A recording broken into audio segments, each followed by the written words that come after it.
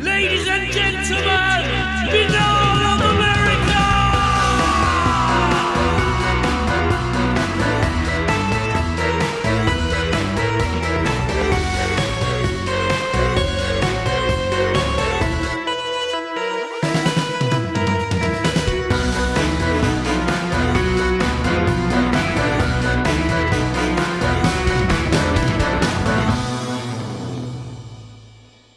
And now, ladies and gentlemen, your host, Tim Binnall. No commercials, no subscriptions, no network, no rules, and at the end of the day, my friends, no comparison. Welcome to what is a very special edition of BoA The Revival.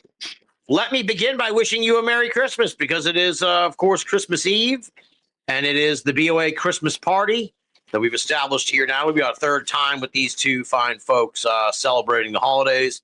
Talking, of course, about my two favorite co-hosts ever, Dr. Tyler Kokjohn, the one and only, and, of course, the incomparable Jeremy Vaeni. Welcome back to the show, guys. Merry Christmas. Thank you. Same to you. Thank you, Tim. Happy Hanukkah. Merry Christmas. There you go. And this there you go. Of course, all those. And Happy New Year, too. We'll throw it in there, right? But this is... Yeah, we won't talk. We won't talk after this. Well, to shatter the illusion of the program right off the bat, we're coming to you on Christmas Eve. We're recording this actually on Sunday after Thanksgiving, so we're probably still kind of in the Thanksgiving. It was like when they taped the Celebrity Family Feud Holiday Edition, and they taped it in July. Steve Harvey busted out like they're like telling all of them like, all right, come in your Christmas gear. Like, it's July. It's like, yeah, we got to tape it now. It's when we do the taping the Christmas show in July. That's how it works. So, but yeah, two of my favorite people, Vaeni and Tyler. We'll start with Tyler. What have you been up to in the last year, brother? What's going on? You still in the golf ball game? No, golf balls are passe. All I get now is whatever falls into my yard, which is not that many, thankfully. But no, pretty much the same as last year. Just doing some traveling. This particular summer was another hot one, so we got out and went to Shetland Islands, Orkney Islands, Northumberland in England, which was a good time. Whole different climate, so that was kind of fun. That's about it. Maybe going to Egypt in the forthcoming future. We'll see. Not sure. Wow. Yeah. So anyway, that's how I've been staying busy. The obscure British Islands. Yeah. But fun. Lots of, I don't know if you guys are interested in ancient monuments, standing stones, that kind of stuff, but I'll go like 5,000 miles to see those types of things. So we found a few of those. It's a good time. Took an archaeological tour of Hadrian's Wall, Roman ruins. That was a lot of fun. So very enjoyable for me, but kind of a nerd holiday. Well, that's good. Now, did aliens build the Roman stuff the way they did the Egyptian stuff? You got no proof. Either way.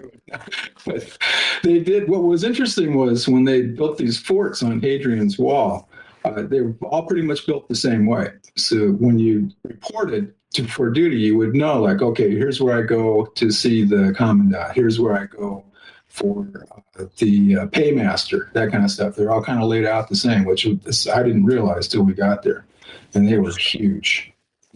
This wall, this engineering casket was huge. Did you see where they cut that giant tree down?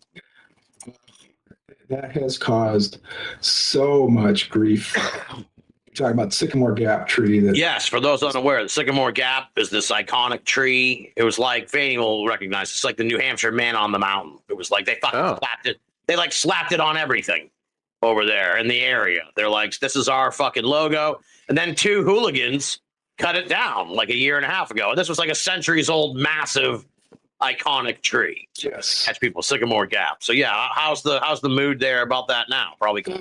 They had a trial, and I can't remember what the outcome was, but I think that public sentiment has been such that the folks that did that had to find a new place to live. I bet. Wow. Yeah, they're pretty upset. It was a very, very beautiful tree. There aren't very many trees out there. Well, I guess in 500 years we can have another one. They tried to plant from that tree, do plantings. Yeah, I mean, they're doing the best they can, but the tour did not even stop there. wow. With the tree gone and everything, all it does is just get people upset. So that's where it was. See ya. Yeah. I don't know the outcome, but I'm like 99% sure those guys were found guilty. Like they had text messages and video. Yeah, there wasn't much doubt as I understand it as well. So Yeah. So now we got Vaeni still over in Hawaii. Do you have a new Kundalini book coming out? Because I could have sworn you mentioned it somewhere online, and then I can't find it anywhere. So maybe I'm mistaken. Do you have it? So you've been looking? I've been looking so I could get the title for my notes. I have Kundalini book ? So Yes. Okay, you're not doing a very good job of promoting it if I can't. No. Well, it's not out yet. It's coming January 8th. So January 8th, Kundalini and the Secrets of Silence is the name of the book, and I'll start promoting it soon. Right now, I'm formatting the Kindle version, which is a pain in the ass. for God's Once I'm sake, done with that, I'll start promoting. get him a reader's copy. Demand. Well, see, I did that with my last book because he was going to have me on for it, and I never heard anything about it ever. So Still writing about all these aliens. Disclosed. So blacklist. I love the blacklist. one. You're like that guy that like used to go to the restaurant all the time and still goes, even though it has new management and it sucks. That's like you. Here's the thing about you saying, "Oh, that's aliens" or whatever, is you'll have on every other fucking moron to talk about aliens. So that doesn't actually watch. Like I've heard your show. You're a listener. I appreciate it. Yeah, that's right. What are the odds that it'll be available for pre-order here on Christmas Day, for all the folks who get Amazon cards in their stocking? Should they check? Oh, good one. Yeah. I could only do the Kindle pre-order, so they can look forward to a Kindle pre-order, but not a paperback. Anyway for them. Yeah. So, all right. Yeah. Not the way I Got price the it. gift card. He knows he's on to them. It's like, I know all you lazy fucks just want the Kindle version, so the paperback's $2. And how's life in Hawaii treating you? It's not been a great year, but Hawaii itself is pretty good. Yeah. Hawaii is fine. Well, in my search for the Kundalini book, I noticed you were very outraged or irritated with talk of a telescope or something. You were like, you posted a link and you were like, just go away. Yeah. Like, what is the context of this? That was like 5 years ago. No, Yes. it's not, dude. It was from like fucking 5 weeks ago. Well, because I think they have finally gone away. There's the 30-meter telescope, which was military backed, but is some sort of, I don't know, scientific crap that they want to slap up on the tippity top of the sacred Mauna Kea, volcano. And, cultural practitioners, in quotes, which means Hawaiians, of course, don't want it there. But science is like, oh, of course you do, because your ancestors, they traveled by the stars on canoe, and so they would have loved having a telescope on their sacred mountain. It's like they pull that white guy shit. But anyway, there's been enough protests and stuff that they're probably going to move it. I can't remember where, Chile or Spain or somewhere, not here. So that's good. Yeah. They could move it to Venezuela at that. Oh, yeah. Yeah. Because the other thing, I mean, besides like just wanting to desecrate another sacred spot, it's the idea of like, well, the University of Hawaii will be its caretaker and they're great stewards of the earth. And it turns out they're not. With the other telescopes, they created a bunch of pollution and they don't care. So there's How many telescopes do we need? I know. There's like 10 of them up there. They had to decommission a bunch to even have a prayer of people accepting this one, they thought. But what they ended up doing is just decommissioning a bunch and then not getting this telescope. So I like that. Yeah. Yeah, enough looking up into space. It's ridiculous. But then how would we ever get Avi Loeb if we didn't look into space? Yeah. Have you been following the mystery object that's comet after all? The third eye blind? Yes. Yeah. I followed it just enough to figure out that it's a giant rock hurling through space, and then I was disinterested. It's crazy how people got on board with that right away, though. It's like they're looking for salvation or apocalypse. It's like they'll jump on anything that sounds That has meaning. Yeah. Yeah, It's exactly. ridiculous. What about you, Tyler? You get involved in all that? Did you take a look at that?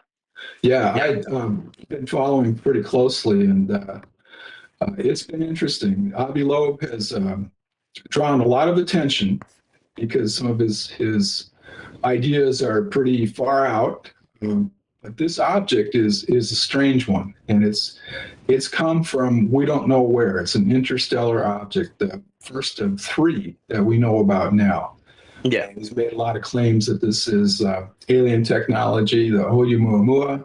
Yeah. He also, I think he even wrote a book on that one.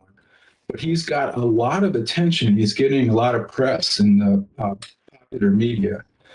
And now he's kind of attracted some scientists who are maybe a little put off by that. And, It seems that way, yeah. yeah, some of them are just really angry. It's Carl Sagan used to irritate his colleagues because he got a lot of public attention. This guy's taking it to a whole new realm. Yeah, for sure. Upset. So, but I think it's a great opportunity for people that you can follow along. Finding it, you need a pretty substantial telescope and some skill to find this thing. But we got a mountain if you want to build the telescope, Tyler. Yeah, let me up there. Oh, never mind. But yeah, it's an opportunity for people to follow a nice scientific debate. And yeah. Loeb is putting out his ideas. Well, let's see how they pan out. Let's see what we find, what's seen out there. How does it look? Is it really a comet? Is it a mothership? Is it going to, release small probes? The Galileo Project equipment is all on high alert now. What are we going to find?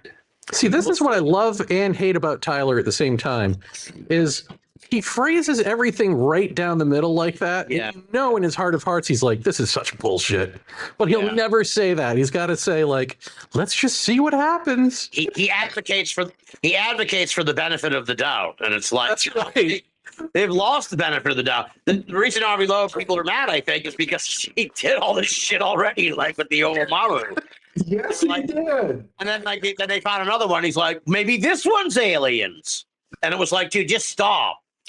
Stop. Like, and I guarantee the next one that'll come along, he'll be like, everybody, maybe this one's the aliens. It's just like, he's just going to keep doing that till. But then Tyler does it too. Then Tyler's like, maybe it is, everybody. But if you're like, but Tyler, what are the odds? Well, it's about 99-1 that it won't be. Oh, okay. Well, that's then. But until would you advocate playing the lottery as well, Tyler? Or a lotto? I owned it. I mean, let's get real. Yes, I understand, but this is a good learning opportunity for people to see. One thing is that you can kind of get a sense of how scientists act with each other. And one of the things I think that people will be interested in is that they're not always very kind to one another. Yeah. Oh, man, yeah. And so then why would he do this? Do you think he cares about that? That is a very intriguing question. I don't have an answer. I don't know him. I've never met him, never spoken to him, communicated with him. But I would love an answer to that. So I think, Tim, you ought to have him on the show and see what. He actually lives in the town next to me. So there you go. He's good friends with my friend's dad. Oh, okay. So I suspect he might be. I bet if I reached out and name dropped my friend's dad, maybe I could get him to come on the show. But is this Amy Poehler's dad? No, it's not Amy Poehler. Oh, you could do the double. It is actually the MIT astrophysicist professor emeritus, Saul Rappaport. So they go back. He's the MIT version of Avi Loeb. So it's clearly different. Yeah. So does he know about the crash shot stuff? He doesn't seem to be paying any attention to it. No, I've asked him a little bit. And he's just like, no, get the hell out of here with that. And I've asked him sort of. I've tried to sort of probe, no pun intended, the Avi Loeb thing. But it's like they're friends and shit and colleagues, so he's not gonna he's not gonna say anything that some loudmouth like me would say. So he's like, well, he must see something interesting there. That's about it. Well, we must have talked about this. Kind of like Tyler. We must have talked about this at some point. But Tyler, since you were in academia, do you maybe just refresh or something my mind here?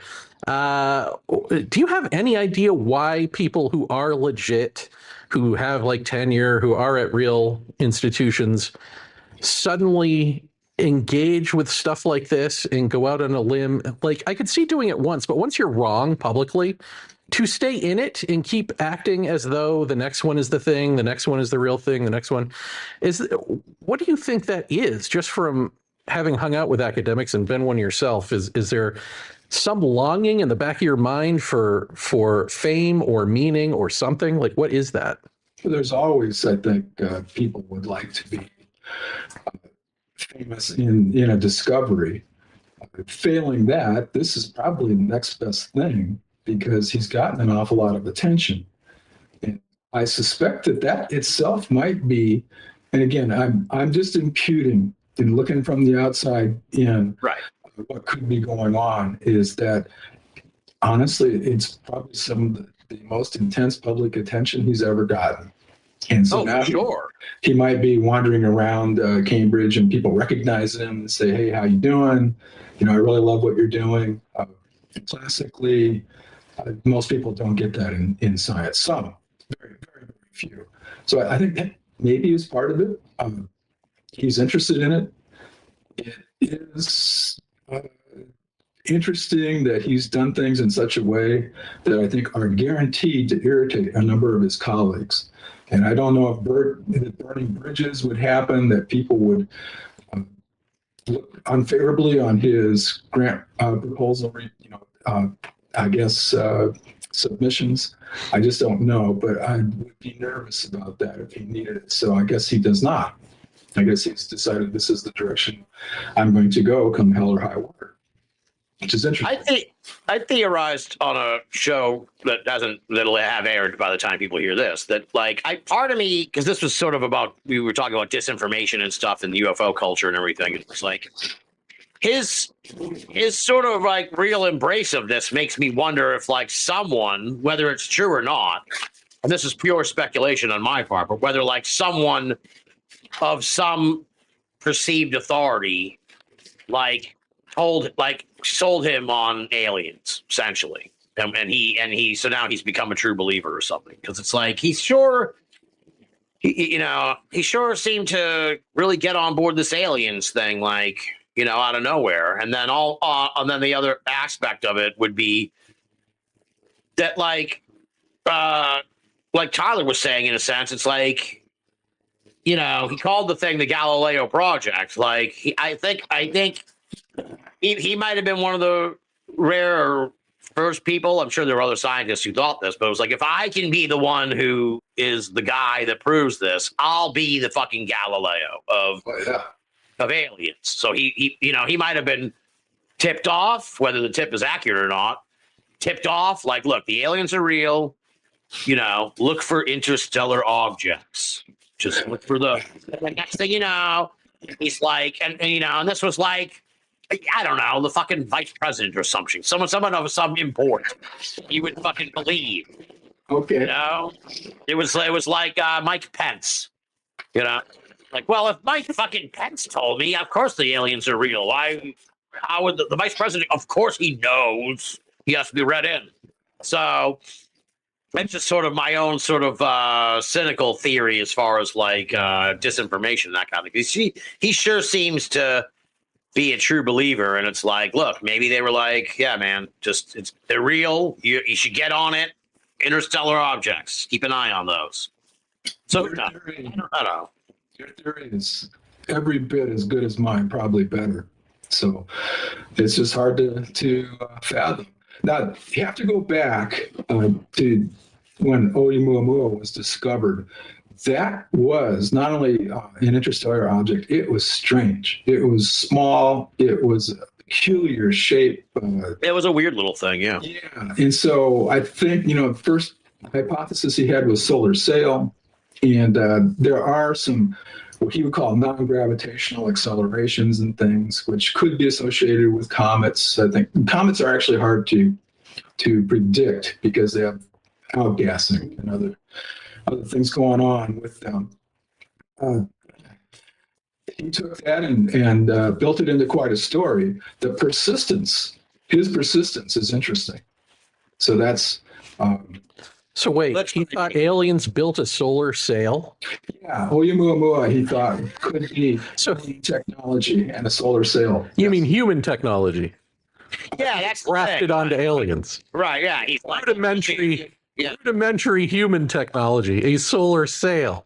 See, and this is the other thing, is like this comet, we've got to wait till it goes around the planet and the sun or whatever the hell happens, so it comes out on the other side so that we see it. Well, it's doing all of that because it's moving via the gravitational pull of the bodies in space. Therefore, it's not intelligently controlled. Like, to me, it seems like that should be the first go-to. But people seem to overlook all of that. Oh, that it's just like floating like a balloon through the air, and they're like, yes. Yeah. They're like, as soon as it comes around the building, we'll see it again, and then we'll know whether it's a balloon or aliens. No, that's not how intelligence works. Right, exactly. Exactly. That's a very good point. Yeah, if this thing was like zigzagging around, like you could see it was like flying around on its own, it would be like, oh, that's probably aliens. But it's like floating like a styrofoam thing on a beach on the ocean, Yeah. Okay. It is. First of all, we have to come back and go to the idea that this is intrinsically scientifically interesting because we don't quite know where it came from. These things are moving fast and a strange sort of trajectory. Yeah. But it is matter from God knows where in the galaxy. Something that is a sample coming by us that we could not get any other way. So it is scientifically important. And this time, a lot more people were ready for it. So they actually were watching it on sort of like the other side of the sun. Yeah. Because we have probes on Mars. And they were taking a look. So as far as I know, the mothership didn't release anything backside of the sun. But now maybe around Jupiter is the current. Yeah, so it's a classic thing of just new hypotheses sprout. And then the rapture, or how does that work? Nobody's brought that up yet, but thank you. No. Hey, Tyler's take on all this reminds me of the Corona cast, because he was always like, this is a great opportunity for the public to learn about how science and medicine works. And it's like, Tyler, a million people died. They're hoarding toilet paper. They're fucking hoarding toilet paper and fighting for masks. That's what we've learned. They're not reading the journal, dude. Like, Yeah. Well, I'll tell you, now as a public figure and writer, public intellectual, you have a good, finger on the pulse here. You know what the audience is. You. I was like, who is this writer intellectual? Yeah. Tyler really thinks highly of himself here. It's just, I'm talking about you guys. Oh boy. Yeah. So we're super cynical. Speaking of super cynical, you gotta be with this stuff. Have either of you seen Age of Disclosure? Just the trailer, and then I read. Tyler sent me the New York Times article review of it. Was like, nothing to see here. Immediately followed up by Leslie Kane and what's his face saying, "No, this is the greatest thing ever." So I imagine, just based on the trailer and that it's crap. So, Tyler, how about you? That seems like something that you would watch. Did you see it? It's $20 to rent it on Amazon. No. Okay. No. Just wait like six. No. If you just wait like 6 weeks, it goes down to $5. But I'll see. Well, can I just say that this is what I saw in the trailer that made me say, okay, this is crap. And maybe this is just insight into how I see things, but I tend to think it's crap. Which is that, like, all of the politicians and the people talking about this stuff are edited in a way to make it sound like they're saying more than they are, but it's just editing. And the one guy who's saying like, no, I saw this alien technology at a base or whatever, we worked with it. That guy doesn't blink. He is purposely trying to look honest by not blinking at all. And that so threw me off. The one guy who's saying anything worth anything is lying to your face, is what that told me. And so I was like, I got nothing. Oh, well, okay. He's reptilian. There you go. And that guy, funny enough, was not Lou Elizondo, but I don't remember his name. Yeah, I think I wrote it down somewhere. Now I can't, of course, find it. I think it's Jay Stratton. That could be. Yeah. That was new. It's the first time I've heard from him. But what was very striking is it's one of the, well, correct me if I'm wrong, it's one of the few times that someone came on and said, I saw alien craft. I saw non-human beings. And that was quite interesting. Now, you remember back in 2017 when the New York Times article first came out and they were talking about this program? Black program, all that. I can't remember the title now. What did they do? They had a large number of nuggets in there, like a warehouse out in Nevada with debris. Alien alloys. Yeah. Things stored or whatever. And they just let that go. Where's the follow-up on these, I guess, revelations that he's offered us? And it didn't occur in the follow-on article that they had. I guess he declined to comment before the screening, and apparently wouldn't talk afterwards either. I don't know. But maybe there's another article coming, but I got a feeling it's going to be the same thing. Yeah, I mean, I've been hounding Jack Brewer, and hopefully maybe in a couple of years for the 10th anniversary, to just go through that fucking 2017 article, the New York Times, and just go point by point through all the shit that's been refuted or debunked.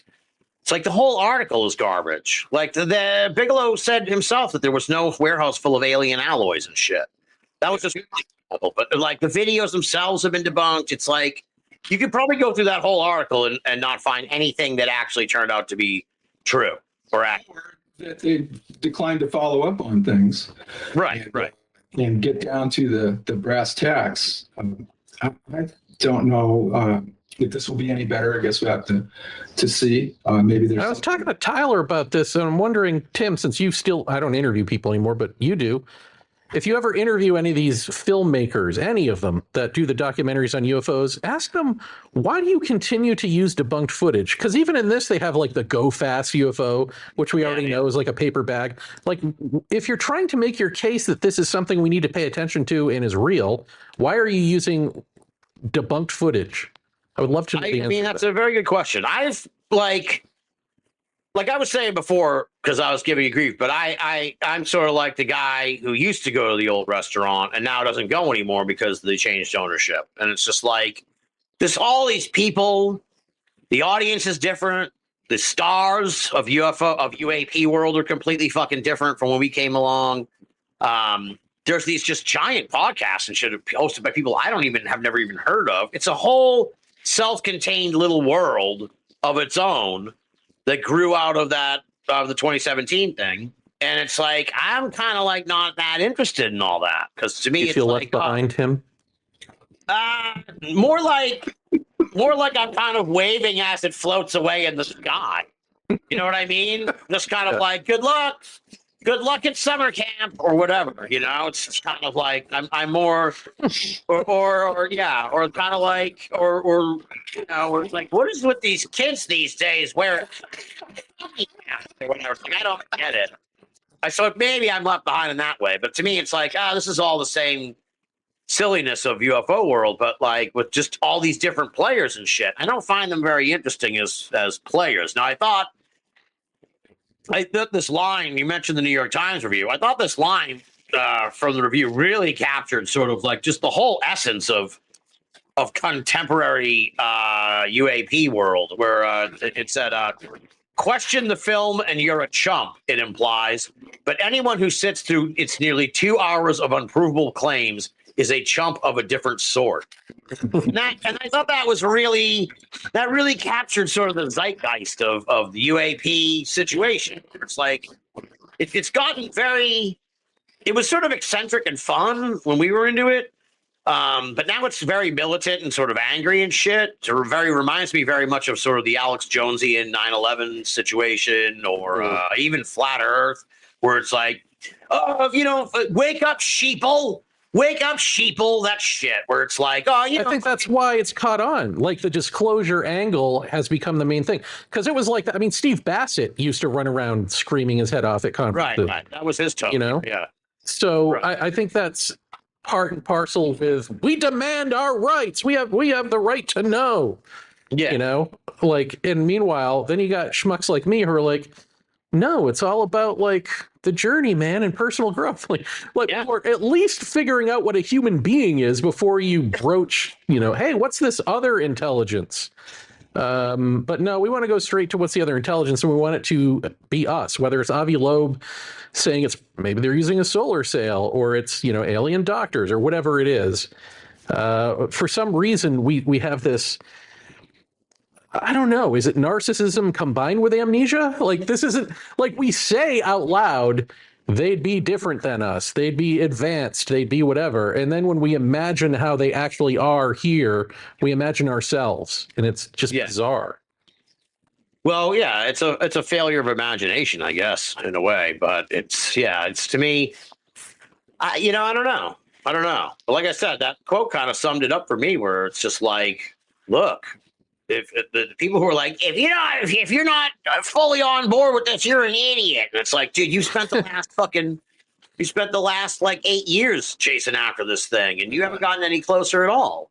So, how many more outlets do we need for our anger, by the way? Like, how many more hobbies do we need where we can funnel our anger, our righteous anger? I mean, it's just enough already. Get another emotion, people. People are angry. Yeah. Yeah. Forever? Like forever and ever? Like, just fucking calm down. Go to therapy. Dude, it's incentivized by social media, dude. This is like... stop being a sheeple and buck the trend and be a peaceful person. How does that sound? You damn sheep. I'm on board with that sheeple declaration. Yeah. And especially here on Christmas Eve. Put the hate away, folks. That's right. Put the hate away. It's Christmas Eve. What did you think? You haven't seen the movie because it's $20, but what do you think of the movie in general? I keep waiting for this thing. I feel like this thing has crested. I feel like this is the end of the fad. Like this movie, the Elizondo book. It's like, I feel like that came out last year, I think, but it's like all kind of in the same 18-month, like this is the thing and it's going to go down now. Because like, I don't see how much more they can wring out of this thing without ever giving anyone any aliens. But Tyler, what do you think in general? If the Pentagon or someone releases a new shiny thing, a new video or something, that might bring it back. But I agree with you. 8 years, we're not really any closer to real knowledge. In fact, what was Elizondo's position? Can anybody tell me? That the government should release the truth. No, I mean in terms of his job description. Oh, classically in government organizations, they have org charts for everything and everybody, and they know who reports to whom. And we can't get an answer on that after 8 years. That seems interesting to me. Maybe it has been answered. I haven't followed it that closely. But I would think that one thing that ought to come out of it is that anybody that believes that the CIA or the Defense Intelligence Agency or the Pentagon is going to suddenly release information and solve the issues, I think is delusional. Right. They're not, that's not their focus. That's not their goal. Here's a scenario I can see happening, right? Because I'm super cynical here. Like a plane goes down because of the U.S. government's own stupidity and malfeasance. Because I mean, look who's like running, the Department of War, as it's called now. And then to no pun intended, kill two birds with one stone. They're like, it hit a UFO or something. I mean, this is the UFO's fault. Then I can see this becoming sort of having another life to it. Well, then it's like, oh, we gotta really pour our resources into this UFO thing now. Now a plane's gone down. It's getting serious. But really, it would be like, look, we can't tell anyone that we forgot to put gas in the plane. We cannot tell people that. We only put enough gas to fly like 20 miles, and then it ran out of gas. Like, we'll be fucking in a lot of trouble. So just say a UFO flew over it and sucked the energy out of it. And it's like, oh, that's good. That's good. That's good. So that would be a scenario I can absolutely see happening. Yeah, and stranger things have happened. I think you did hit on one thing though. You got a whole new cast of characters. Yeah. The people that are involved with the area change.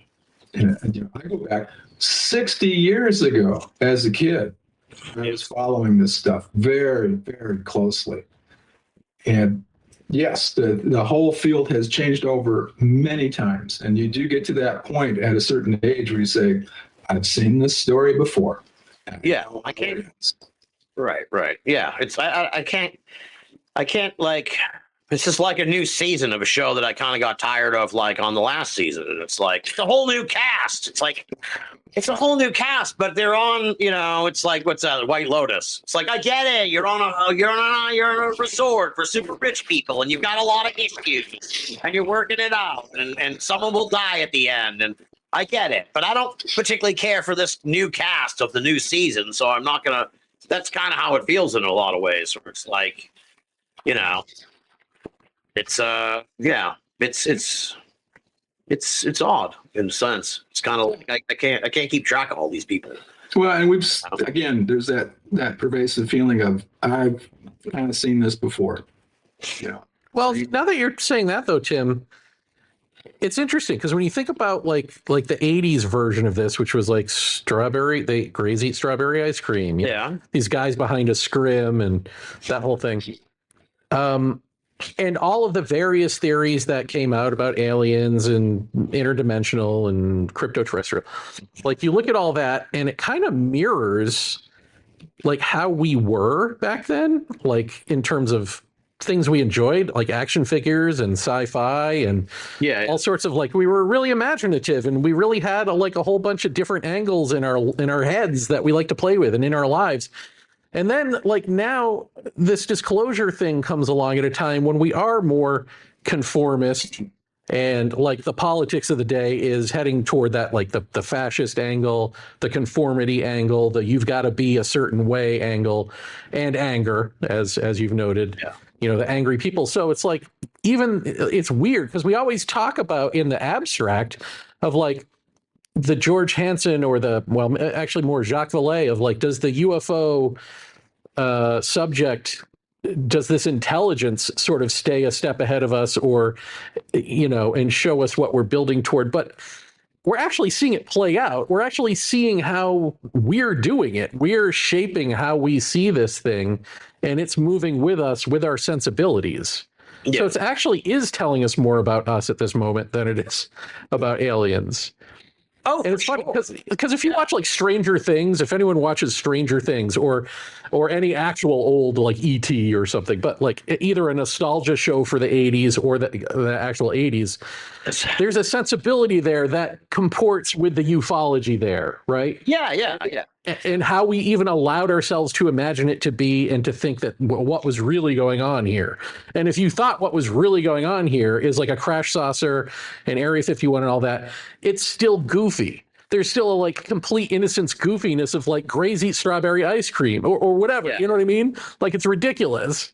And now it's just like, no, we've honed in. We know what this is. And it's documents, it's crash debris, it's aliens from wherever, and it's us. And it's all us. It's just it's very, for as much as the push is for aliens, there's very little aliens involved in all this nowadays. It's like, where are the aliens, dude? At least before, it's like they were crashing, they were abducting, they were fucking eating cattle, making crop circles. Right. The aliens, they aren't doing shit. The aliens are not doing anything now. Now it's like, the aliens have been completely marginalized, reduced down to a little fucking dog. That's all the aliens are. A little thought that we have. Well, it's shit technology that crashes, right? Like they're basically made in China, right? Like that's what a spaceship is now. It's made in China. It's not built to last. It's funny that way. They used to come and visit people, the contactees. The aliens, they're not doing anything. So I don't know what. Well, we don't even hear aliens, right? Because they change it to UAP so they can be more vague, whatever. Non-human intelligence. But then don't you have, like, am I wrong in thinking that Elizondo is sort of flirting with the idea of demons? Like, I think they're kind of rejecting that, right? It's been kind of like broached, I think. There's a spirituality angle to it that which again is right now is like, good, evil, Jesus, ward off evil. It's like, what are you, a caveman that just discovered the Bible? I think they're cavemen who just discovered the Bible. Jesus, good. Bread, fish. How do we change grays into white nationalism? I know. Oh, man. Well, it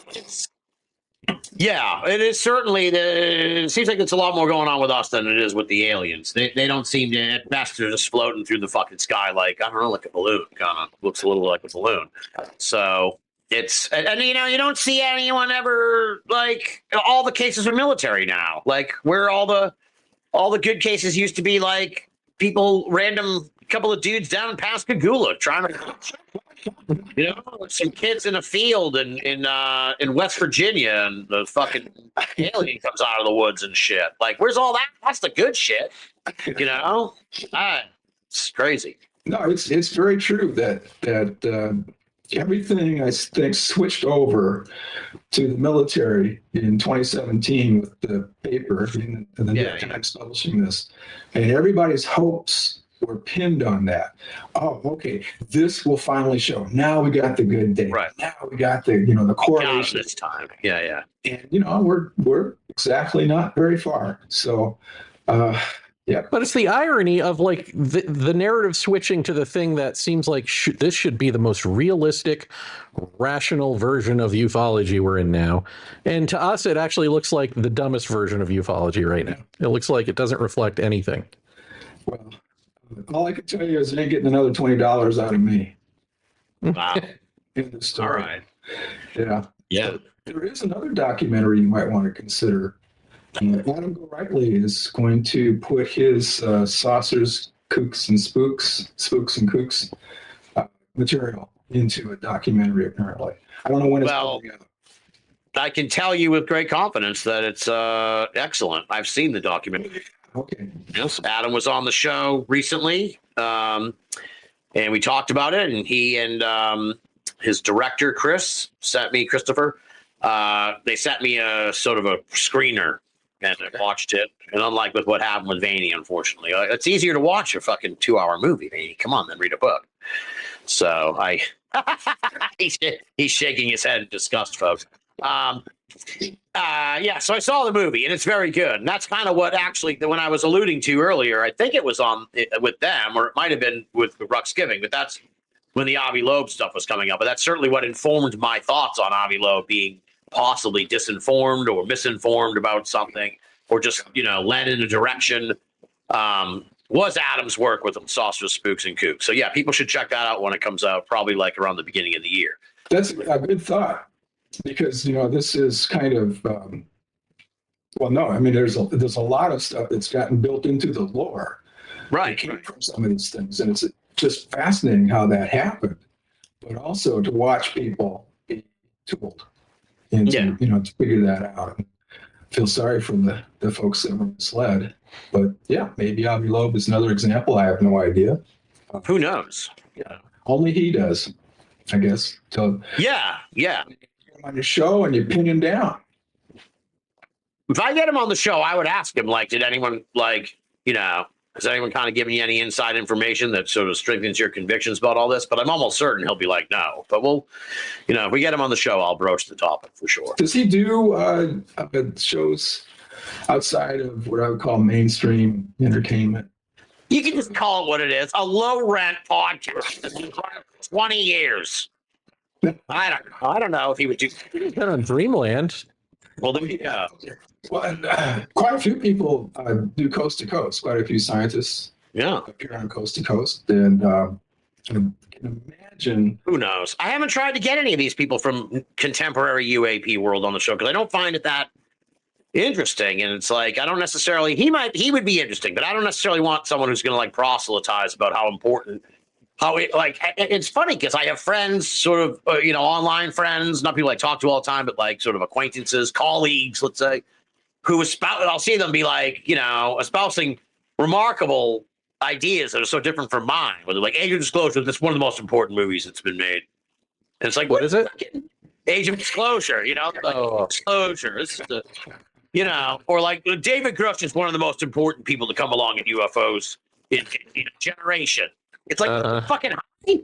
Like Jesus Christ. So I'm hard. I don't want to have anyone on the show necessarily who's going to be like David Grush is a national treasure. It's like, well, that. Well, I think it would be newsworthy if Avi Loeb said that. But the thing I'll ask that too.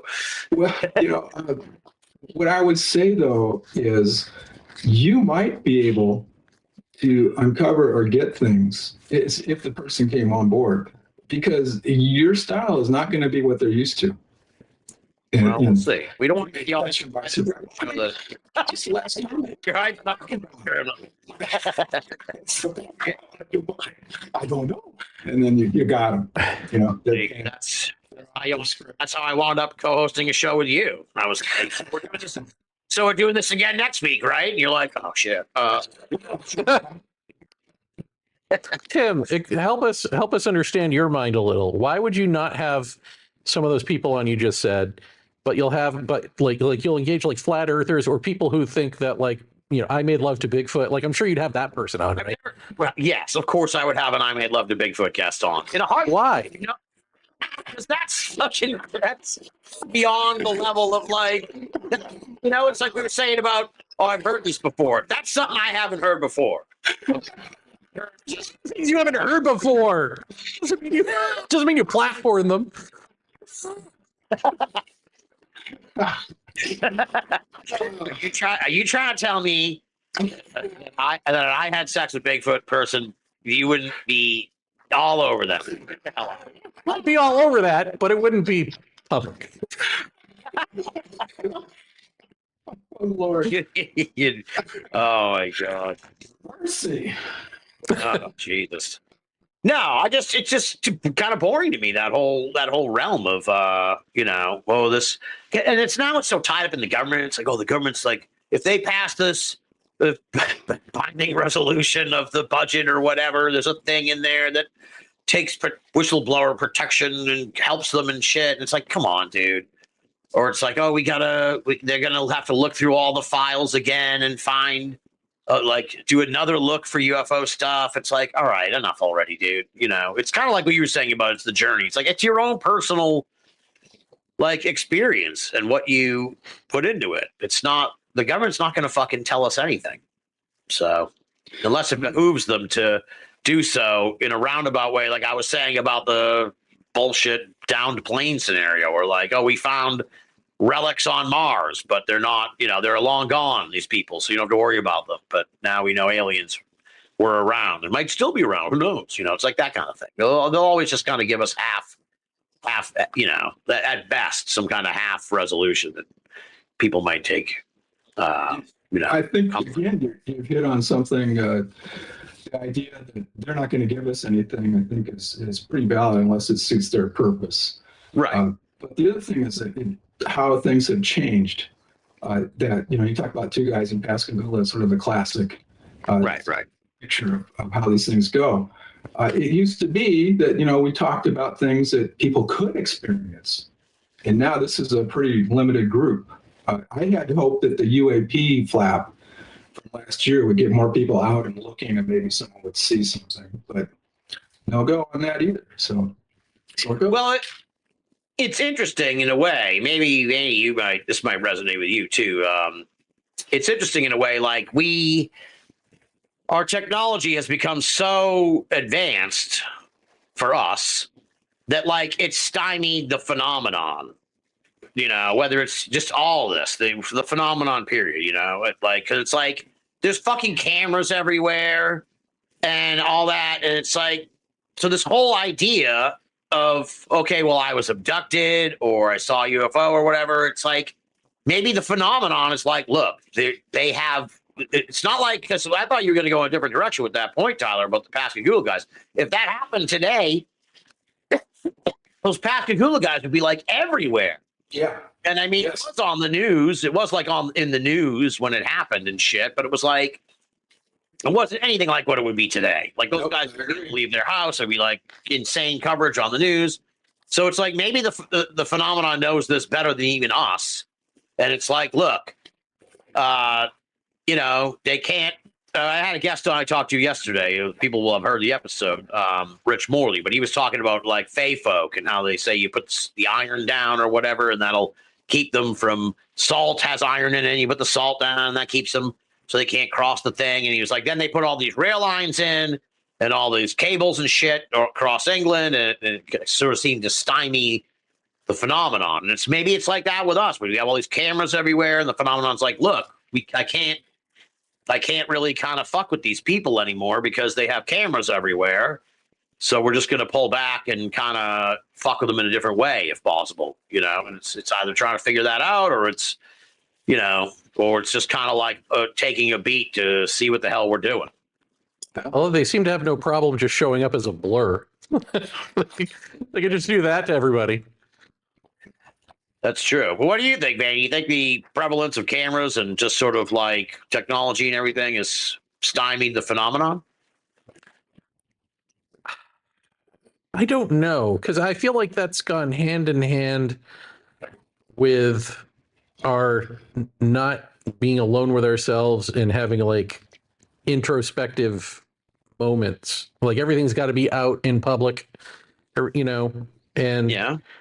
And I think the phenomenon is actually more about that. Like, I think because it shouldn't have a problem showing up in your bedroom, right? Like, even if you have a camera, it can mess with that. Right. Uh, Yeah. But then that would be the proof. If someone was like, I'm abducted, then that would be like, all right, well, then the cameras all went off at a certain, you know, I don't know. Or even just showing up, like people take video of lights and they go, oh my God, what is this? And it's a light. And it's usually going to end up being something pedestrian. Right. So they could just show up as a ball of light, like something, you know what I mean? Like as a UFO. Because the point is always like, it is individual, right? Like whatever happens is for you to wrestle with for the rest of your life. And however that pans out. And so I think we've seen elements of it being directional, where if you're to the right or left, you're not going to see it. You have to be right where you are to see it. So there are ways, right, for this to appear. And plus, I think like the impulse, whether given to you by them or not, I think not, but some people think yes, to not pick up your phone and film it. I mean, just when you see something so strange, your mind just doesn't go to like, I've got to film this. Yeah, it's like you're in the moment with it. And you're like, oh my God, what is this? Right. So I don't know. I feel like there are other things going on there. I just think like so few people are able to engage with it in a way that is going to be purposeful, that is going to change you without making you change for the worse, like paranoid or whatever, delusional. That if it really is about some sort of fundamental change, and we're less and less capable of engaging with it that way, then maybe it's not worth doing the project anymore, you know? Yeah. Tyler, what do you think? I think it's probably going to continue, that people will continue the project, if only because there are new experiencers that come on board all the time. You know, that's kind of the nature of this thing, that there's always a new crowd of people to mess with, looking at it from the aliens' perspective. Yeah. But it's very unsatisfying what we have right now in so many ways. And I think that maybe we're seeing with the Pentagon UAP crowd also a sense that they are dissatisfied with the outcomes or the results that they've been able to unleash. And that's what we're talking about. Maybe the demon thing is sneaking in there. Yeah. Okay, can I throw this out there? Because this is kind of what I'm getting at. And maybe this will resonate with people. Like, this is not a social phenomenon as much as it seems like it should be, because especially if you're talking about a light in the sky, that's something that a bunch of people from different angles can see. And there have been UFO flaps. And what I'm suggesting, I guess, is that like these UFO flaps and all of this stuff is just enough to keep it in our consciousness socially, but it really is individual. And so individuals are going, as Tyler said, going to continue to keep propping up as experiencers. But for them, it's not about get the camera out. And like, even when they try, they get just enough that for them confirms something, but won't be confirmation to anybody else. And so the thing that is, and the reason would be that like society is a construct, for better or for worse, you know, and usually worse. Like, so it's not, you're not going to change society by coming down to society. Society is always going to put it into the framework of the society, right? But if you come to individuals, then maybe you can break through all of that programming, maybe. And I think that's what it's about. I think it is about us becoming, if it's about anything at all, it's about us becoming equals. It's not about servitude or resources or, you know, any of that. Just to be clear on the camera thing, I mostly meant like doorbell cameras, security cameras. It's like, you know, where they say like if you commit a crime, you're pretty much fucked because like they can track your car and everything. It's like, well, if a UFO comes and lands in someone's yard or whatever, there should be more footage of that kind of thing. But well, how about this? Like, so I just watched Whitley Strieber on his last show talking about, I guess he's relaunching the book Transformation 2025, coming soon, just in time for 2026. Yeah, that was just going to say. Okay. But never mind that. Branding issue there, yeah. He talks about like walking into his, I don't know, I'll probably butcher this a little, but not a lot. Walks into like his living room and there are like little blue beings sitting there. And they're kind of creepy. But then the woman from the communion cover sort of comes in. And she like lightens the mood. But when she comes in, he starts seeing more, like there's stuff crawling on the walls. And it looks like there's more to the room than he could see before just by being in her presence. And now this is as outlandish as all of this is. Get ready. Yeah. They decide to go for a walk on the town. She wants to go pick pecans from a pecan tree. So they go out to pick pecans. So they end up 1.5 miles away from his house within moments. And he's like, don't ask me how that happened. But let's just assume all of this is true, right? So, but in Whitley's head, he took a walk with this alien woman to go pick pecans. And the part that he's sort of bowling over as the weird part in all of this is the time it took to get there and back, which was seconds, you know, compared to for 1.5 miles. That to me is the story, not that he wanted to go eat. You know what I mean? So the question in the story is, did you go anywhere? Like, if this is true and this all happened to you, did you go anywhere? And if you did, were you in some sort of weird subspace realm where people couldn't see you anyway, even though it was like late at night? Like, why would this alien go walking the streets even late at night and take that chance?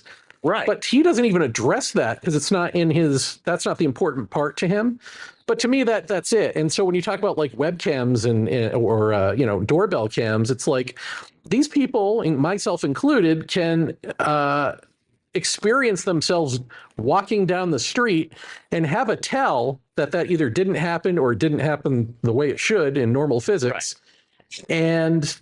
And so do you really even know that he ever left his house? Do you ever know, like, so aliens aren't really showing up at the door and bringing you somewhere, right? Necessarily. Yeah. That doesn't mean the experience didn't happen. It just means the normality part of it ain't happening. Right. Yeah. Right. It's like Tyler used to say about the ladies who said they had their babies taken, you know, by aliens and stuff. And it was like, you'd be able to do medical tests to prove that. It's like, well, Whitley, if you were walking down the road with an alien, then there should be ring cameras from at least a few different residences that would have footage of you and this fucking alien. So, Well, this would have been before that. I think this would have been like in the 90s. wow. Okay. Well, that changed it a little bit. Yeah. No, but I was going to say that's the first thing that one would do would be to go ahead and try to get that evidence that pins down you were here at this time. We can see you on these cameras. But okay, so it's So we give him a pass on that. Merry Christmas, Whitley Strieber. Well, yeah, no, it is. You're right, though, Vaeni. To these folks, it's sort of the journey and the message that matters, not necessarily like showing anyone that this is real. It's like the proving it is not an issue to them per se. Yeah, I mean, what do you do with someone like Jeff Ritzmann? You know, who has all this detailed, meticulous memory, and as it unfolded, you know, in terms of like the shrouded guy coming into his living room and all this, and then, you know, talking to me about it the next day or whatever.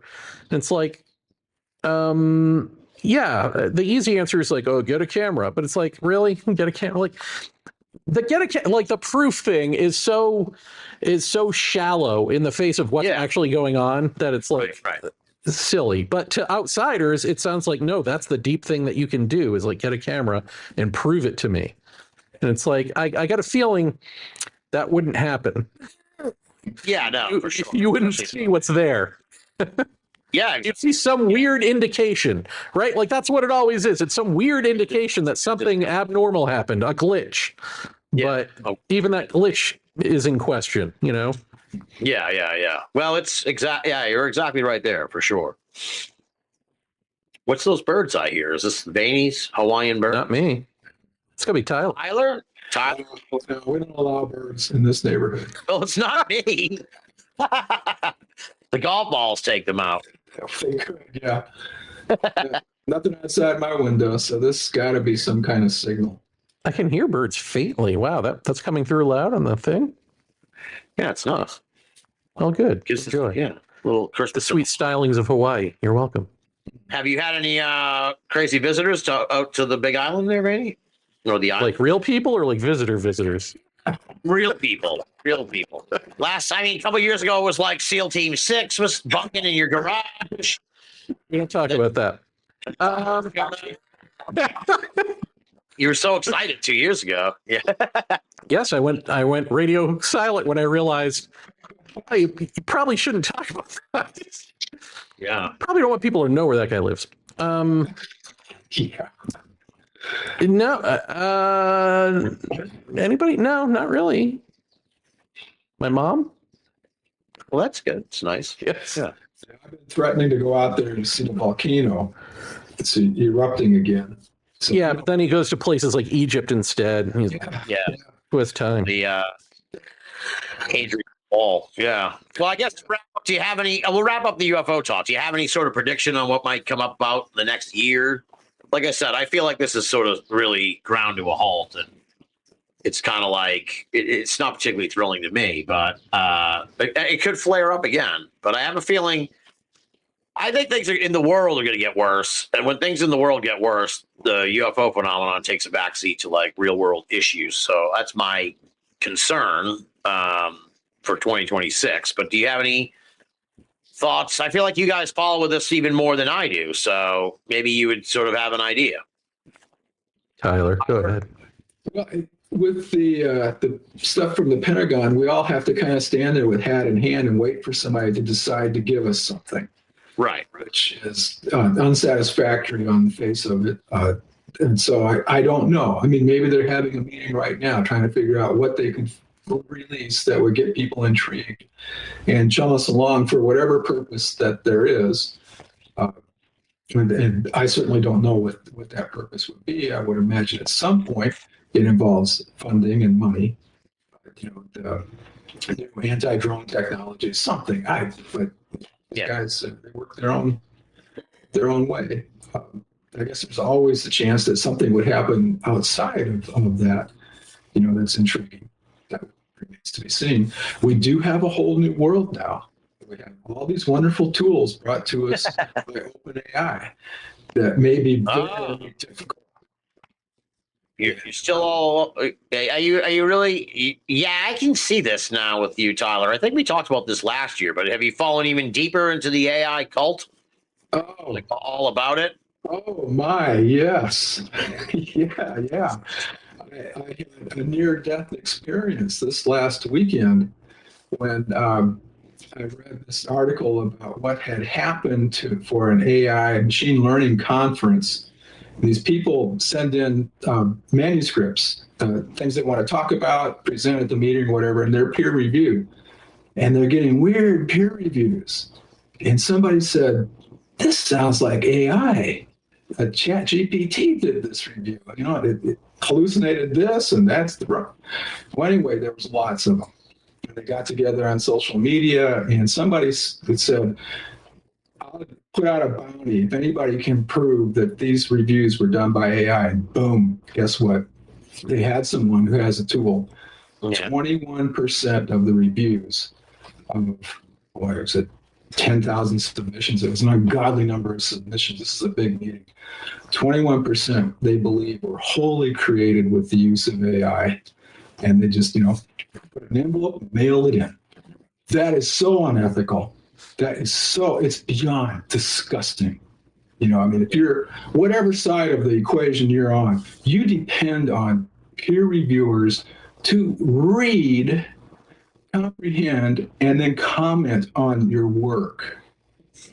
Absolutely. And this is such a violation of trust. It will destroy the entire enterprise if this is what's going on. You've got garbage upon garbage going on. Yeah. It's crazy. It's really, it's polluted everything. It's just, that's why people call it slop. It's like, it's just polluted everything, and it's kind of fucking awful, Well, it will kill the scientific enterprise if we're allowing this to happen. And so I would call this, actually put it in my blog, this is a wonderful shot across the bow opportunity, because as Jeremy knows, I like to frame everything as an opportunity, but it better damn well be a wake-up call. And for the scientific societies in particular, to dig down and find out what is going on. How much of a problem do we have? Every time that you dig in, they find there's a new scam, and the scientists are as bad as anybody else at some of these, doing these things. There are letters to the editor you can get that goes onto your CV.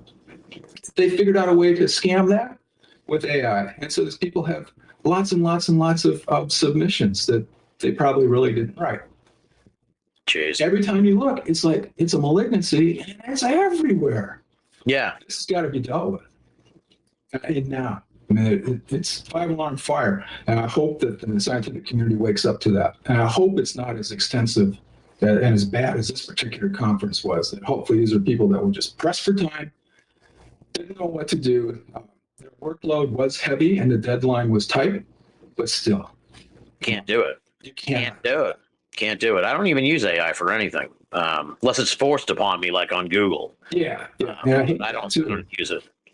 I hate it too. I really do. It's annoying. And you can't get out of it, so it gives you the AI answer for your question or whatever. I'm just trying to find this information like from the main source. That's exactly what you should do as a researcher and a writer. It's incumbent on you to make that effort. If you just want to know an answer, then maybe it suffices, provided you believe that that's the truth. And it may not be, it may not be.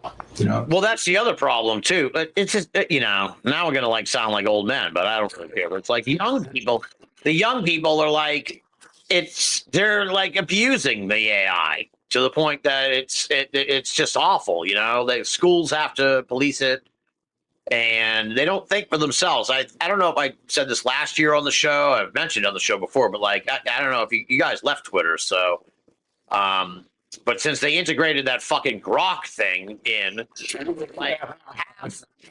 anytime you click on a tweet, within 2 or 3 things, someone's like, "Grok, is this true? Is this true, Grok? What's the significance of what this person's trying?" And now they have a thing that you can click, and it's like, have Grok explain this tweet to you. Oh, and it's oh, fuck me, dude. This is no. annoying. And it's it's really irritating. And that's just the minor like sort of like social, media aspect of it. There's awful what it really is. It does feel like we're coming on some kind of like pushback on all this, whether it'll take or not. But the data centers that are springing up everywhere are just a nightmare, dude. Like, they should be illegal. Like, I'm sorry. Like, let's put it this way. They're tanking farms so that these billionaires can swoop in and buy them to build data centers on them. So we don't need to eat. Right. Or drink water. Or drink water, because God knows these things destroy waterways and pollute the environment. But I mean, literally buying up where your food comes from so that you can, I mean, it just sounds so cynical and terrible, but we're allowing this to happen, right? Because it's only a handful of billionaires, but we're all allowing this to happen. Like, it's no big deal, and having this conversation, it's like when you have conversations like this, you feel like, oh, everyone must be, but they're not. Nobody cares. Nobody knows about it. Most people don't give a shit about their lives. They just go on and pretend like everything's okay enough. We'll get back to normal someday. Yeah. We'll not have to do anything. Okay. It's just like, how come I can't eat corn anymore? It's like, fucking, because there's no farms left, dude. You can have an ear of corn for $10. Right, exactly. Yeah. It's going to get worse. They're planning on putting some of these data centers in space and having communicate. Yeah, I mean, it's insane. Well, I'd rather if they put them all over the fucking moon than use them here and environment here. But here's the deal: that it would be too far on the moon because the latency would be 1.25 light seconds to travel back and forth. So you're looking at 2.5 seconds delay. That's too slow.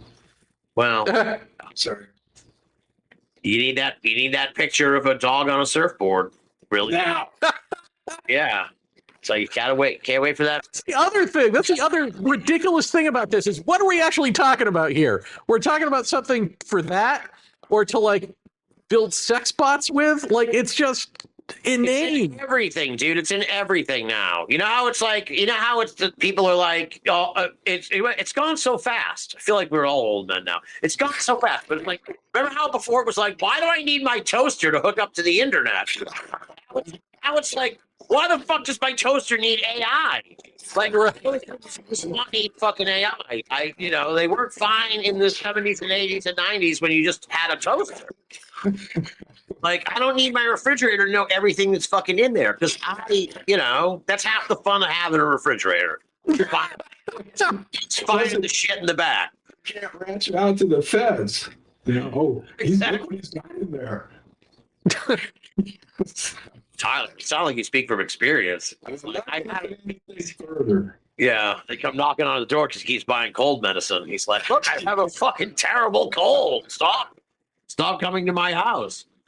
Oh man, it's crazy. I think that's the other part. Yeah, it's like hard to take the UFO thing seriously. I feel like that's a way more weird emerging problem and issue and everything else that it's like UFOs is like silliness, Well, I have to agree with you in terms of seriousness that, yes, what we're going to do with AI, how much of it we're going to support, how much resources, I mean environmental resources, we will allow them to utilize. These questions they're on us now. Yeah. It's not more of a threat now. Yes. And so, yeah, wake up, sheeple. I heard a crazy person on Twitter suggest that like apparently there were like drone swarms over airports and shit like in Europe. Yes. And yes. Like I think the belief is that it was Russia, but like someone's like some crazy person's like, I think they cited, someone told them. I was told it was like the drones are actually the fucking sentient AI. The AI took over the drones to test our response, and the reason why they didn't do anything, like shoot them down, is because that would give the AI information about how we defend against the drones and shit. It's like, all right, we've already moved on to like apocalyptic robot fantasies and shit, and who knows, And then the other part of me was like, that sounds kind of plausible if the AI, You don't think they know? What's that? I mean, the AI has all the information. It knows the velocity of our bullets and what we've got. It knows. Right.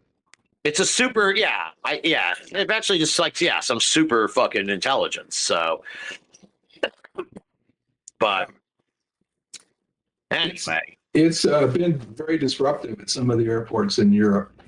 And The drones, you mean? Yeah. Drones. There have been other acts of sabotage, cables cut, communications cables cut, things that have been done. Russia has been blamed, but it's also, you have to keep in mind that the gas line, I think, was actually sabotaged by Ukrainians. There's a lot of different entities in play here, a lot of different agendas, so it's hard to know.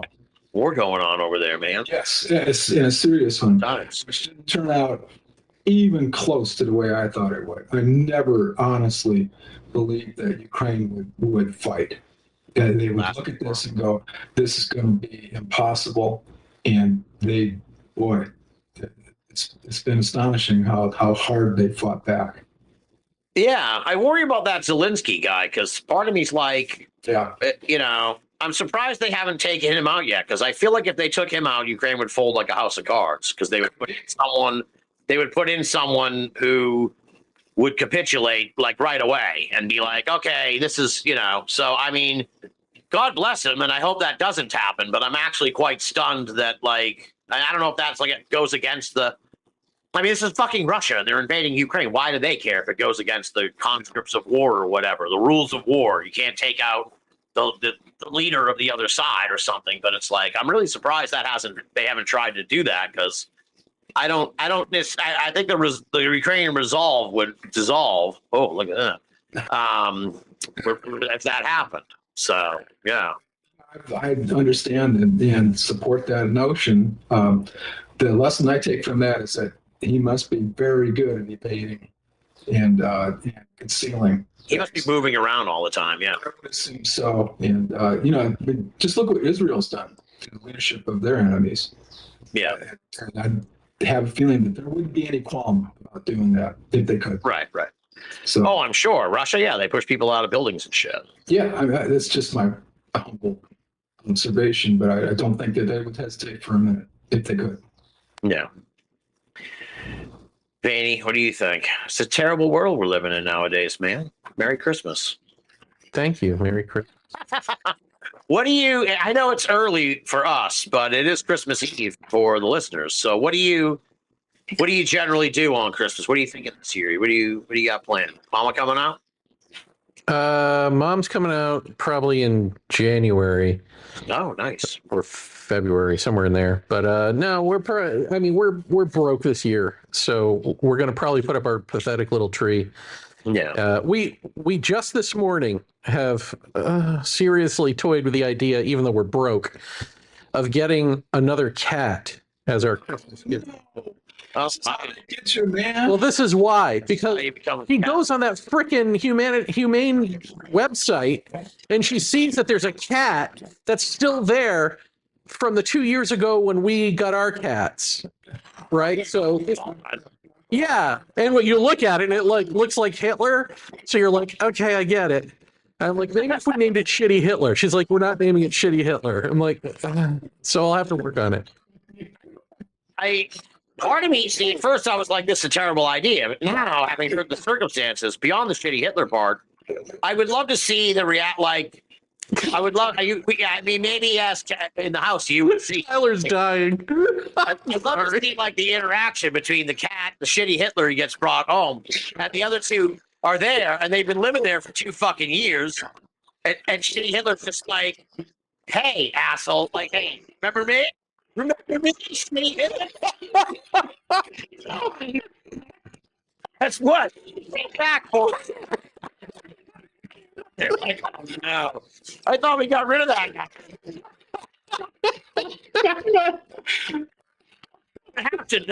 would have to know that cat. Like, what the fuck? That's Shitty Hitler from the place. That's true. I hadn't even thought about that. The dynamics of the That's why they wanted out so bad. That's why they were like, we'll perform. Look, we're good cats. yeah. Take us with you. Yeah. How your mind works. Dude, Shitty Hitler, he'd be like, he'd even like be adopted. I don't even recognize you guys. Be like, oh, where am I going to live? This is going to be something. He rolls in. He's like, those two assholes.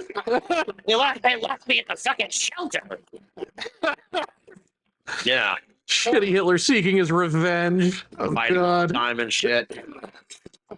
I know what that's, no, I know what that's like. Yeah. If I couldn't, I can only sustain one rabbit here, but if I could, I would probably have like a half dozen.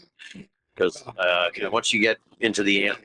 I think now, all things considered, after Tim's explanation, you must bring this cat in because you get more material from this thing than any of us can imagine. I mean, here's the thing: they take photos of these. They take photos of these animals and they put them online, and then you fall in love with the pictures. They couldn't do anything with this cat. Oh no! This is like Charles Manson. Sometimes it's the best cats. My God, Shitty Hitler. I hope you gotta bring Shitty Hitler home for Christmas. You got to. Come on. Don't let him spend another Christmas in the shelter. Come on, man. Jesus. I know. Die to have this opportunity. How does that even work? Do they just go, here, take it, go? Or, At this point, probably. Get you a bag. you're like, just pull around back. We'll open the back door. We'll shove him out. They have a little description of him. They're like, oh, he loves to show affection through giving headbutts. Oh, great. Jesus. Can't wait for that. Oh, my God. The best Christmas ever, Jeremy. Shitty Hitler. How about you, John? What do you get on tap for the holidays? Like I said, I know it's early here for us. We just finished Thanksgiving, but it's Christmas is right around the corner already. It's gonna be We used something. to have the grandkids come over. And, Nice. we used to have, back in the day, we would have a lot of people from the university come over for a Christmas meal. And that is now, we have a smaller place, so we really can't accommodate that many folks anymore. But we'll have the grandkids, and then we'll go over to their house Christmas morning and do this on Christmas Eve. Nice. Typically. Nice. Yep, that's kind of how we've done it. What about you? I don't want to just chill out here. Just relax here, pretty much. Yeah. Do a whole lot of nothing. I kind of just wind down over the holidays. I don't really do much of anything. So it's kind of nice. Yeah. I kind of figured, well, who knows how long I'll live, right? But it's like I'm kind of like, you can afford to have a few Thanksgivings and Christmases where you don't do anything too insane, and then hey, maybe next year I'll go. I got a buddy who works for the Macy's, and he's like, you can come in for the 100th parade next year, and I'm like, really fucking thinking about it. It's like, well, so if I sit around on my ass the last two Thanksgivings, and if next Thanksgiving I'm in fucking New York City for the 100th parade. And it's like, life has a way of working itself out like that. No, I need to see you and Joshua Cutchin reprise the Bigfoot expedition. Well, Vaeni was going to ask me about it, but he wanted to wait till the show. So, yeah, well, we were thinking about, I would do it again next year because Steve Berg, who was supposed to be our third man on the trip, he had to cancel. But he can do it again or redo it or whatever, get his money's worth.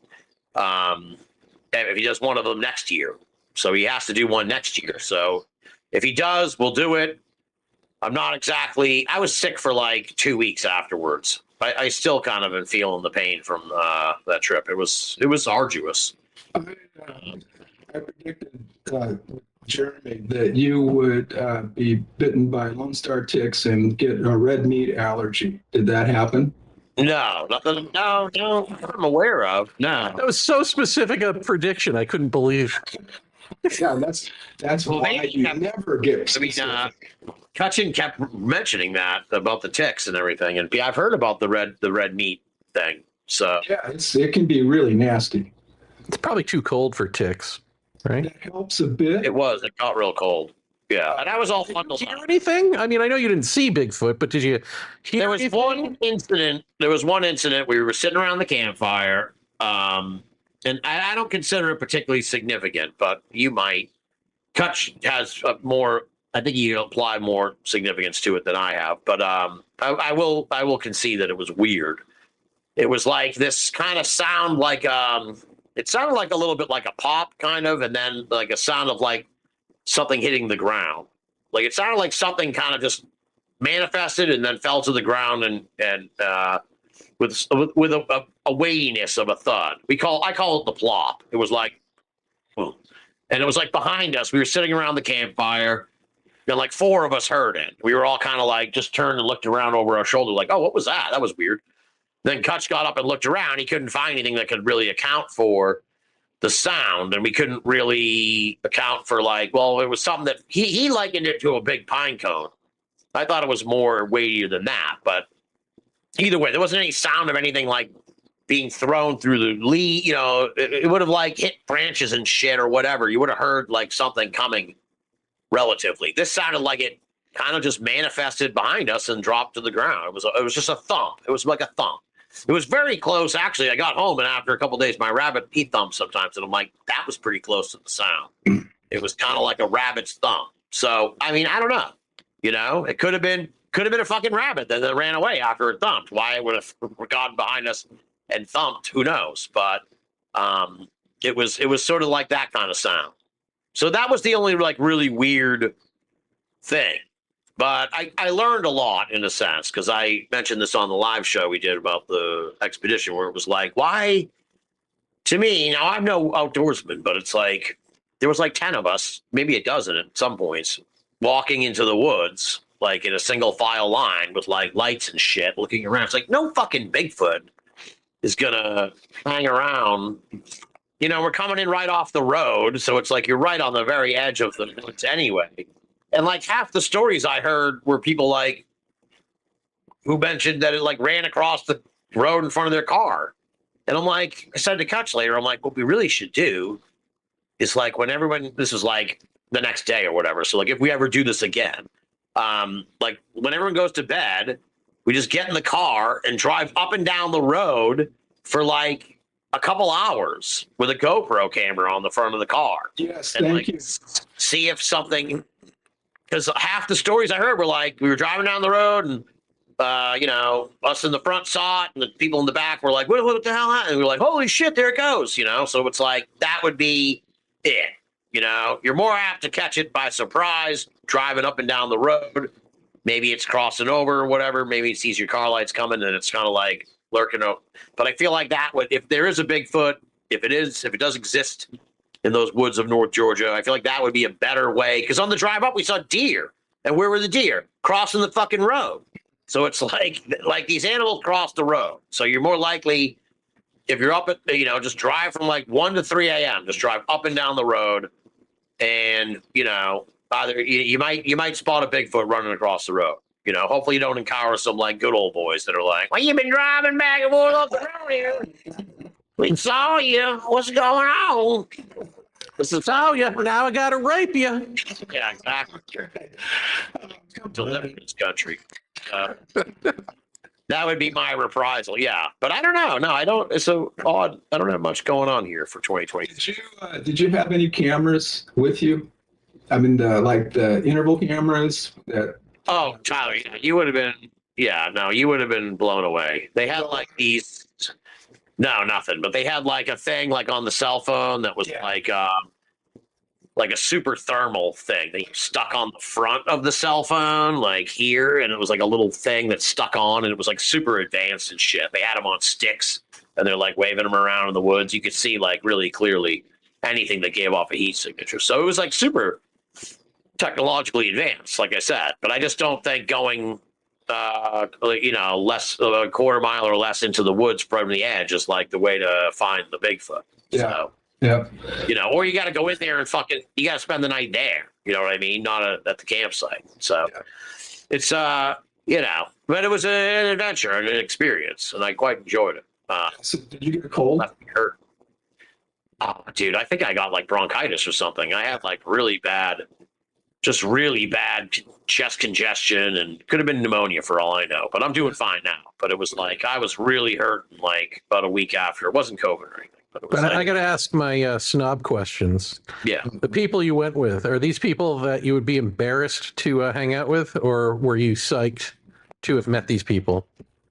I'd say the vast majority I was psyched to have, well, I don't know, psyched to have met them, but I mean, they were perfectly fine people. They were, normal folks, they were, they were like, Like, how do you compare this to like a UFO conference? Those people. similar in the way, it's like the flat earth thing, dude. It's like you go and you're like, oh, this person's a nurse. This guy's a retired, businessman. This guy used to be a firefighter. It's like they're all normal people with normal jobs and shit. A lot of them were like retirees. So it was, there wasn't anyone where I was like, oh, I wouldn't want this person to come to my house. You know what I mean? I wasn't like. Well, occupationally, it's always nice to know a fireman, but that doesn't mean that you want to hang out with someone who just, talks about flat Earth all day. No, certainly not. But no, they didn't come off as like overzealous like true believers or anything. So Okay. yeah. Yeah, the way you find the undesirables is go to the vendors area, Jeremy. That's true. That's Yes. absolutely. Now hold on. Let me use the. Oh, go ahead. I got to use the restroom. So hold Go on to ahead. your other. I'm sorry. Don't talk. Hi, Tyler. Don't talk about it, he said. I haven't seen you lose it like that in ever. I think.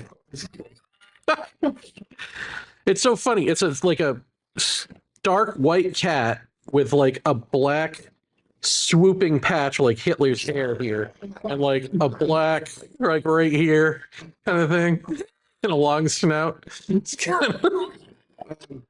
Okay. When you were there previously, did you encounter this cat? Did you see it? Do you remember? No, it must have been a kid. I mean, it's 2 years old, and it was like 2 years ago, so it must have been a kitten. And we were there specifically for the two cats that we got, Okay.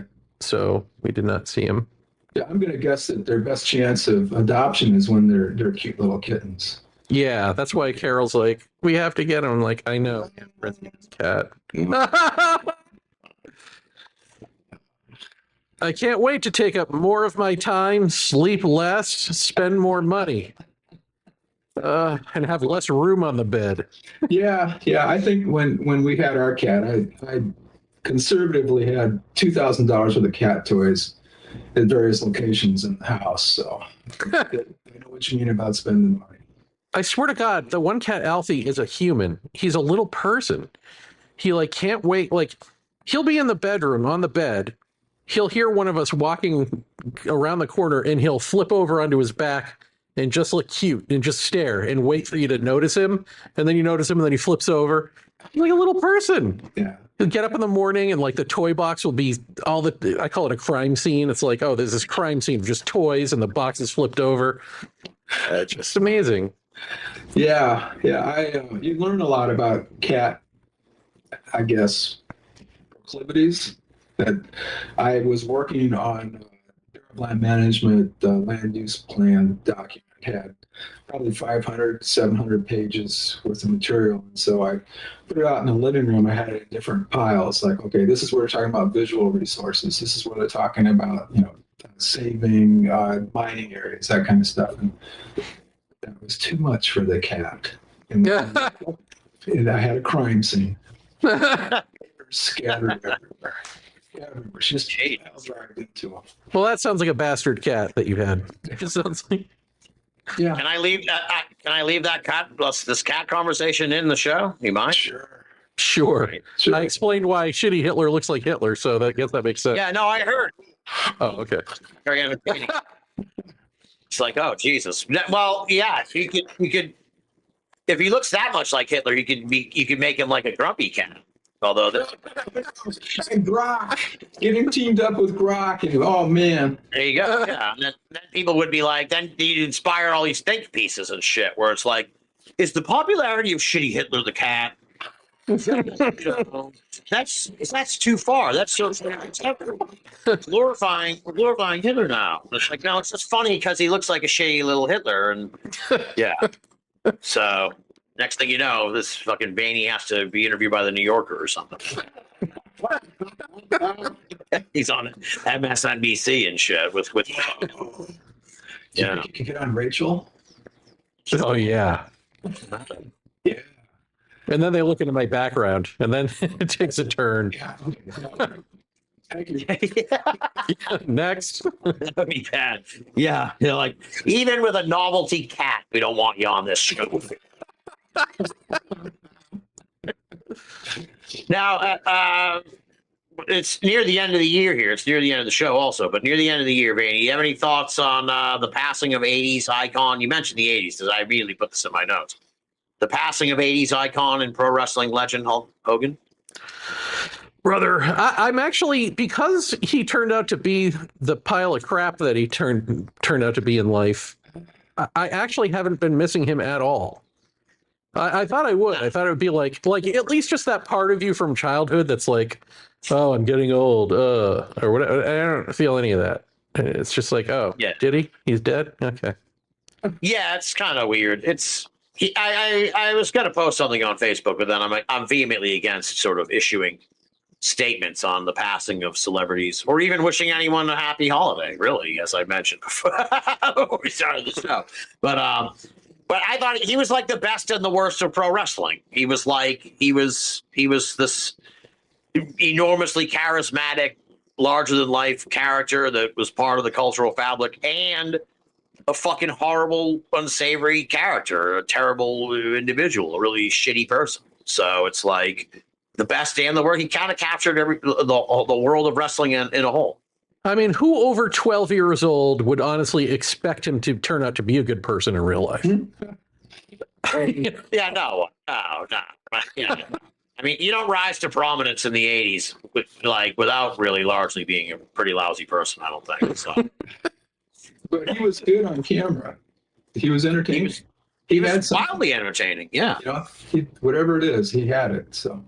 Yeah, but just a terrible person, really, you know. But it's like he does brings up a lot of sort of moral issues. Where it's like, okay, he's a super shitty person. Then it's like, but he also, because I hear all these arguments, like, yeah, but he did all this Make-A-Wish stuff, and it's like, yeah, people are multifaceted, I suppose. You know, it's like, yes, he was apparently, he outright said he was racist and all kinds of other issues.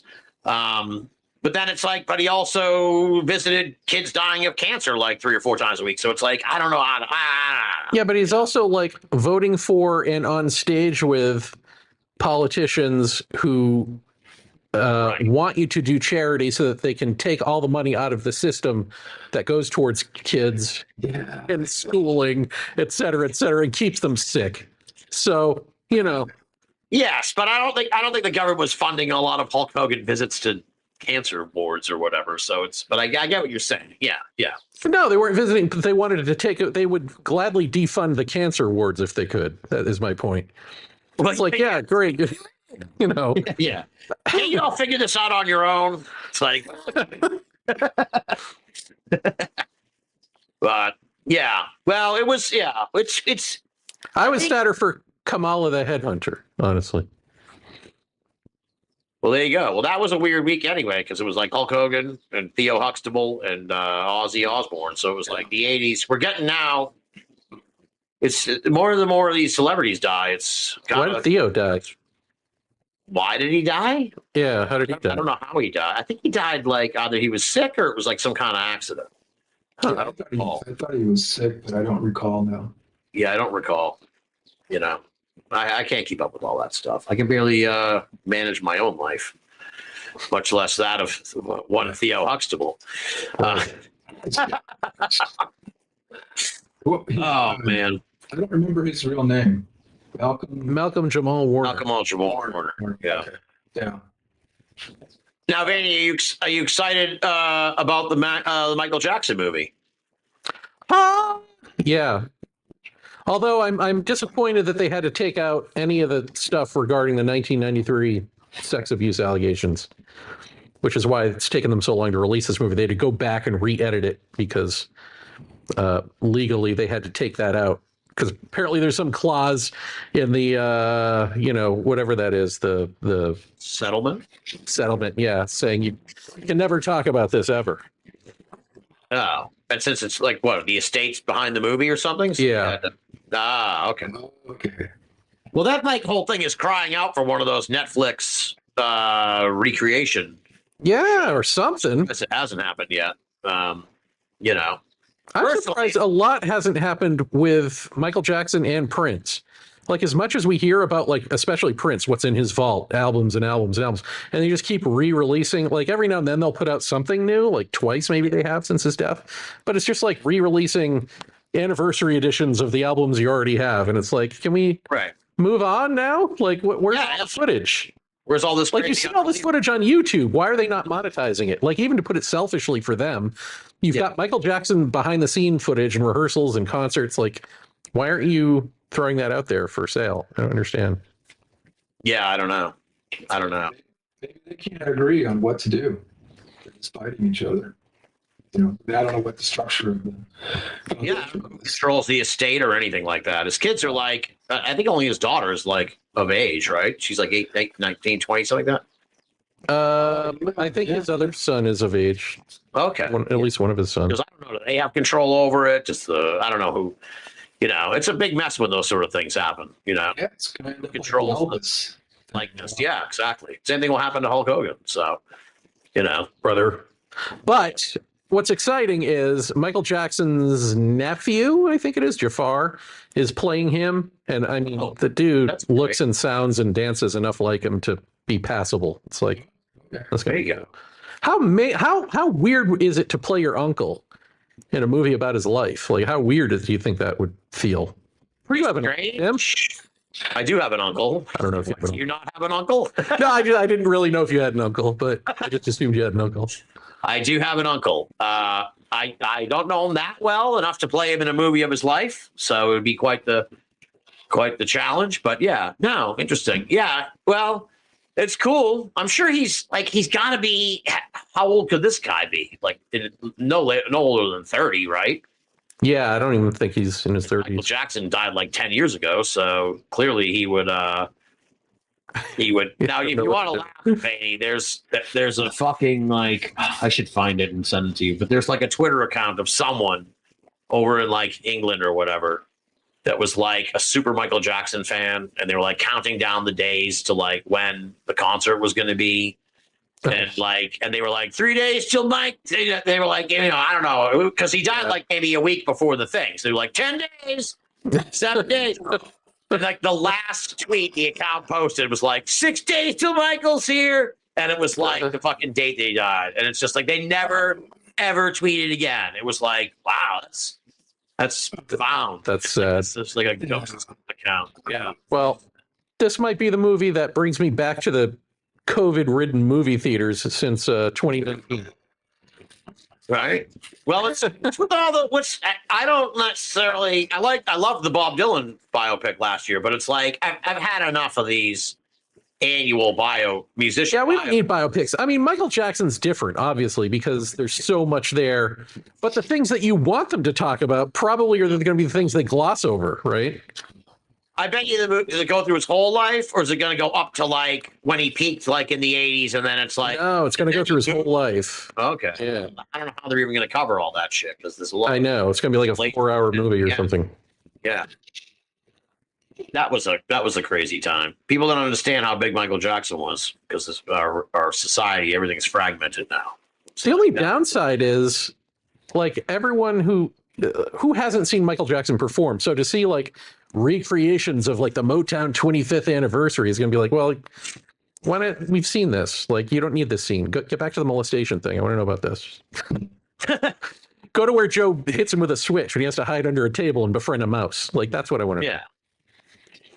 Well, both of those whole things with the accusations. I personally don't think Michael Jackson did anything wrong. I don't think he was a child molester or anything. I think he was just an eccentric, like naive kind of dude, and because all the people that have come out that have accused him all have some really unsavory sort of backgrounds, and these circumstances are always super shady.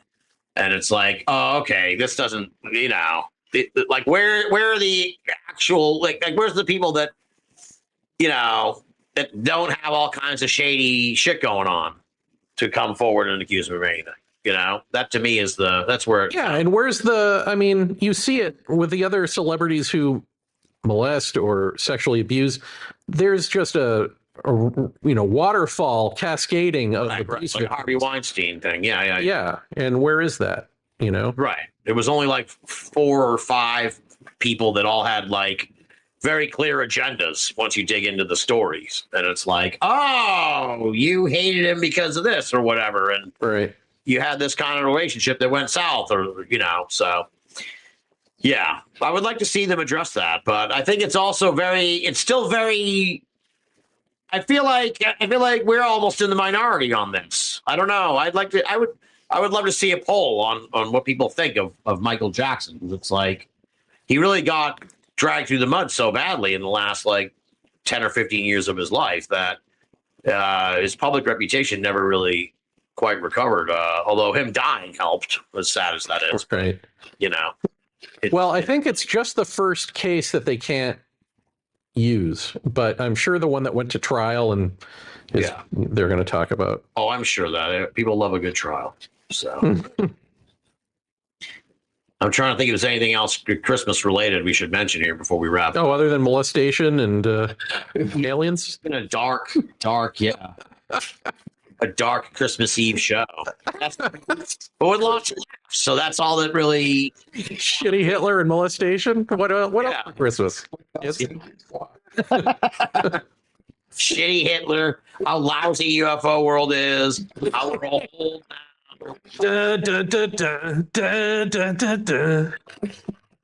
Oh man. Well, I can't thank you guys enough for coming on the show. Oh, let's talk a little bit actually before we go. Just a good preview because you said people might be able. So what is? I teased you about it, but I didn't actually ask you about it. So what is this Kundalini book? Why don't we ask Tyler as he has proofread it? Tyler, there you go. Okay. You want mine? Leaping to it. This is good. It is about something that I have zero experience with. The Kundalini, don't understand it. Don't get it. With a setup like that, you son of a bitch. Hey, here we go. And so I looked at it, and the first thing that leaped out to me was Jeremy is talking about non-human intelligences and their influence into his life. And so that's what I saw as the through line. And when he got the first review, he said, you do realize this is a book about Kundalini, right? So I said, this is what I saw. This is how I interpret it. Because the other stuff is so exotic to me, I really don't understand any of it. I don't relate to it. And that's how I read it. However, it's really a book about ducks. It is. It's fun. It's fun. It was a fun read. Well, if I can, I think it will be your favorite book that I've read, that I've written, because like the whole frame. Yes, the whole framing of it is about animals, mostly ducks, but pigs and like various Hawaiian stories. And I think the only non-Hawaiian story is my trip to Gettysburg. Wait a minute, you went to Gettysburg? Well, for Paratopia way back when. I was there. I went there in August. It's an interesting place. Yeah. Well, I have to give you. Well, now I'm glad you mentioned that. So now I am interested because when I was trying to find the book on Amazon, I punch in Vaeni, and then I pull up one of the books. So I click Vaeni, and it brings me the thing, and I'm like, it has a list of books, and I'm like, what the fuck is this? I'm like, is this some kind of mistake? A book about a toe that Vaeni wrote? And I'm like, this must be like a fucking Amazon mistake. This is my most favoriteest book that he ever wrote. Oh, really? Heard about this book. So I'm like, so I click on it and I'm like, I think John Randall, who we know, The artist did the drawings for it or something, and I'm like, He did the cover no. for this too. Yeah, I'm like, no, Vaeni fucking wrote a book about a toe. So first of all, how did I miss that? And this was come out during the pandemic or something? What is the It's a toe? children's book. First of all, it's a children's book. Okay, yes. But it's spoiler alert. I mean, the black and white version was the ending to I'm to tell you this and I'm to tell you it is fiction. But it just seemed like such a good children's book on its own. I thought, well, let's do the colorized version and put it out as a kid's book. Yeah. So it's basically it's the story of a toe, man. Yeah. Realizing he's part of a larger body, right? Is that kind of the theme? Yeah, and like if you look to your, if you're a big toe and you look down and you see toes getting progressively smaller, you might think like, oh, reincarnation, and but it's no, they're all on the same foot. I'm the lead toe from this. Yeah, if you see this giant head staring down at you, you're like, oh, that must be God. Or you see a bunch of finger puppets, you're like, oh, that's Bigfoot and aliens and stuff. No, it's just finger puppets, man. Yeah, it's all the same body. That's basically it. What's the name of the for your kids? The Story of Toe. Yeah. Okay. Yeah. Story of Toe. I couldn't believe it. I had to pick my jaw off the floor. I'm like, wait a minute, man, he's writing children's books now. This is, yeah, just the one. Yeah. There's a sequel. What's that? It's been a sequel. No, Oh yeah, reaction penis. Are you getting a lot of response from? I want to click on the reviews and read them from angry foot fetishists. Actually, most of what I get is like, oh, is this the big toe? Is this related to whatever that book is? The theory of everything. You know, that guy. Is there a toe in who wrote The Big Toe? Yeah. I'm like, no, it's not. This is Vaeni's interpretation of the toe. That's right. So, all right. So, Tyler, with all due respect and love, he didn't do a great job of sort of telling me what the fucking book is about. He told me that he didn't understand the book. So what is the book? And he leaped at the chance to do it. That's what I don't get. I was like, Tyler, would you like to? He was like, oh, yes. I cannot wait to tell you I don't know what the fuck I read. He's like, I thought it was about aliens. He didn't understand. Lean into the camera as I tell you I have no idea what I read. Well, I guess sales job. I said a goddamn thing. It's like the phenomenon of Kundalini, but I could relate to the ducks and the non-human intelligence and sort of like happenstance and learning how to basically be sensitive and detect these things when they're there in front of you. Right. Other than that, what the Kundalini book is, Vaeni? So basically it's talking about this Kundalini, this energy, and talking about dispelling the myths through ducks and saying, through these stories of like, this stuff exists in the world already. You don't need a mystical energy for this.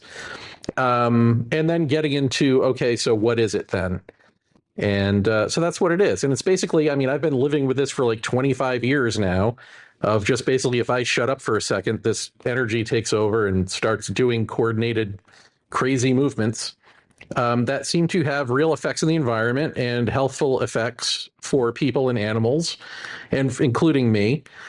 And so I just, it's like, as much as I am skeptic and debunker in some ways and all that, I still have to come back to right. But I'm also one of those crazy people who has this thing going on.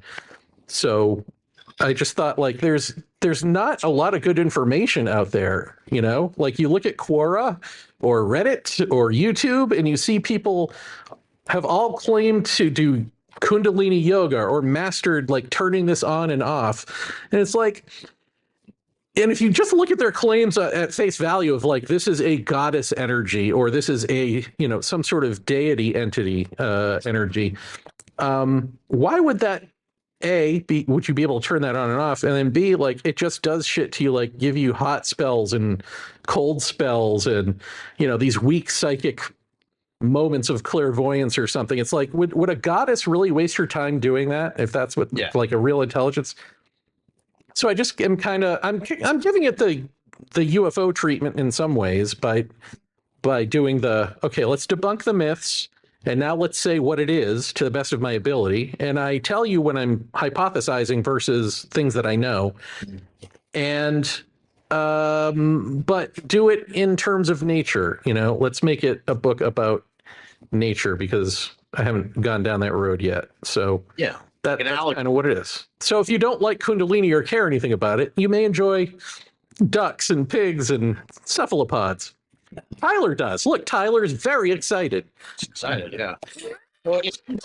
You can't see it, but it's very. Their own angle, their own take on this, and yes, you gotta bring them in. So, and it's funny because I just bought a book about Kundalini that just came out. That Jeff Kripal was like, "Here, take a look at this." It was expensive. It was $33 for a fucking paperback, but okay, I bought it anyway. Ridiculous. And so far, it's really good, but the sense that I get from these practitioners and scholars who are writing this book is like, yeah, no, there really isn't a good sense of what it is because it's been changed through the years. Theosophy took a hold of Hinduism and Christianized it, and that's kind of what we're dealing with. And so their point is like, there's obviously an energy here, kind of like UFOs. There's a thing there that's happening that people are experiencing, but it seems to change shape with the culture.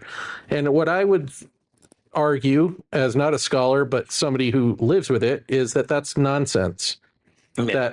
That not that they're not experiencing something, but they're just not experiencing this, and they're calling it this because that's what we do. Right? We appropriate cultural terminology and stuff, and then we repackage it and we can sell it as like, do these breathing exercises and you'll trigger your Kundalini. Well, just because you do breath exercises and that gives you hallucinations and shit, or hypnotizes you, that's not the same thing, or even triggering like chi energy or some other energy. It's just not the same thing. And it's not that it's better or worse. It's just not the same thing. So I'm trying to like pinpoint, okay, this is what it is. And I'm out. There you go. Yeah. Is it a children's book also, or is it a grown-up's book? No, it's a grown-up's book. Okay. But it's an allegory? Yeah. it is. All right. Yes. Wow. You know who also liked allegories? Who? Jesus. That's right. Although these allegories are true stories. Like nothing in here is not true. They're all things that are all observations. All right. Well, it's his birthday tomorrow, so let's not disperse. Yeah. Oh, I'm having a moment here. That was good. Yeah. Thank you, Tyler. I was sitting on that since he started talking about these guys. Well, on that note, I want to wish you both a very Merry Christmas. It's been great catching up. This has been a lot of fun. I feel like we said 90 minutes. We've gone nearly 2 hours here, so I was like, oh boy. Shit. But we're having so much fun chatting. This has become a really fun tradition and one I really enjoy doing every year, and I appreciate you guys doing this so quickly here on the Sunday after Thanksgiving. Even though folks will be hearing about it, on Christmas Eve. I hope you had a great Thanksgiving, obviously, and I hope you have a very Merry Christmas and a Happy New Year. I love you both very much. I think you guys are the best. I feel bad. We need to keep in touch. I have a feeling you two talk all the time. So I'm like the odd man out here. No. I need to be a better friend and be in better touch with you guys and keep up with. Well, it'd help if you knew things about COVID, because I mostly Call him because my wife Carol is like, I've got a COVID question. I'm like, okay. Do not get. Tyler, what? Do not get. Thanks, Tyler. Oh man. Same message as always with this guy, right? I know. Well, I'll give Tyler credit. He's pivoted from apocalyptic disease talk to apocalyptic AI talk. So he's evolving with the emerging threats that face our species. So I like that, Tyler. Yeah, he gets it. Next time you're on the show, maybe in a year or two, you'll be like air dust, like microplastics. You'll be giving us shit about microplastics. It's too late for microplastics. Too late. We're full of micro. It's done. We can't do anything about that. Okay. I'll find something. Don't worry. All right. I had to stop you there because I'm afraid just bringing it up, you're going to start telling me about how I have, a fucking plastic water bottles worth of microplastics. No, you're fine, Tim. The cigarettes will kill you before anything else, so don't worry. Oh, but wait a second. So they found this bacteria now in the ocean that eats plastic. If we ingest some of that, will it just eat the microplastics within us, Tyler? Yeah, you hope, but no. Oh, never mind. Trump was onto something, dude, with the whole bleach thing. He was just on the wrong track. He had microplastics. Oh, yeah. See, yeah. I was not able to interpret that in your particular way. So Now we should drink bleach. Should we just inject the bacteria in and it'll eat the microplastics? it's, Yeah. All right. Well, thank you both so much for coming on the show. As I said, I wish you both a very Merry Christmas and a Happy New Year. And here's to a 2026 full of unforgettable moments and awesome memories. Love you both. Thank you for having me. yeah, thank you. Thank you both.